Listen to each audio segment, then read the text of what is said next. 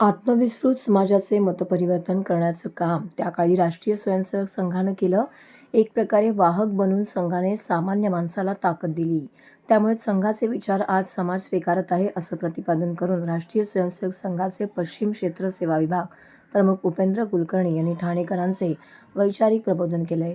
ठाण्यातील नौपाडा येथील सरस्वती क्रीडा संकुल मैदानामध्ये आमदार संजय केळकर यांनी आयोजित केलेल्या 40व्या रामभाऊ म्हाळगी स्मृती व्याख्यानमालेतील संघ शताब्दी वर्ष हे चौथे पुष्प रविवारी उपेंद्र कुलकर्णी यांनी गुंफलं.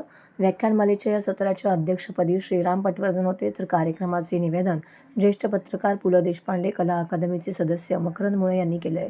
राष्ट्रीय स्वयंसेवक संघाचे शताब्दी वर्ष साजरं होत असतानाच अनेक उपक्रम साजरे होत असल्याचं सांगून उपेंद्र कुलकर्णी यांनी 1889 साली डॉक्टर हेगडेवार यांचा जन्म, 1925 मध्ये संघाची स्थापना ते आजपर्यंतच्या काळातील क्रांतिकारी घटना आणि राष्ट्रीय चळवळीशी जोडलेल्या घटनांचा उहापोह करून विपरीत स्थितीमध्ये संघ स्वयंसेवक कसे राहिले या आठवणी दृघोषित केल्या. स्वयंसेवकांनी कशाप्रकारे सामाजिक कार्यामध्ये योगदान दिलं याच्या आठवणी जगवताना संघाच्या प्रार्थनेतील दाखले देत संघाच्या पंचपरिवर्तनाचे कार्य त्यांनी विस्ताराने विशद केले.